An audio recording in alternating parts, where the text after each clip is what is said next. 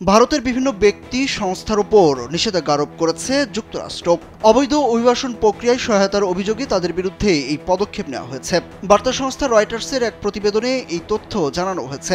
প্রতিবেদনে বলা হয়েছে, অবৈধ অভিবাসন প্রক্রিয়ায় সহায়তা করায় একাধিক ভারতীয় ট্রাভেল এজেন্সির মালিক ও শীর্ষ কর্মকর্তাদের উপর ভিসা নিষেধাজ্ঞা জারি করেছে যুক্তরাষ্ট্র।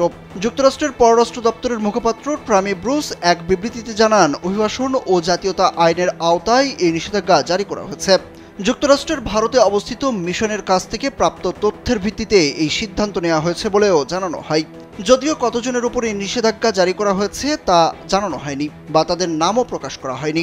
ব্রুস বলেন, তারা অবৈধ অভিবাসন নেটওয়ার্কগুলো বন্ধ করতে ট্রাভেল এজেন্সিগুলোর মালিক, নির্বাহী এবং উচ্চপদস্থ কর্মকর্তাদের বিরুদ্ধে ভিসা নিষেধাজ্ঞা আরোপের পদক্ষেপ অব্যাহত রাখবেন।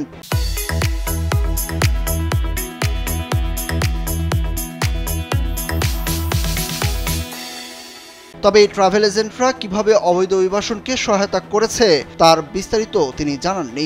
এই পদক্ষেপটি প্রেসিডেন্ট ডোনাল্ড ট্রাম্পের মার্কিন যুক্তরাষ্ট্রে অভিবাসনের উপর ব্যাপক নিষেধাজ্ঞা এবং দেশে থাকা নথিবিহীন অভিবাসীদের নির্বাসনের প্রচেষ্টার মধ্যে এসেছে।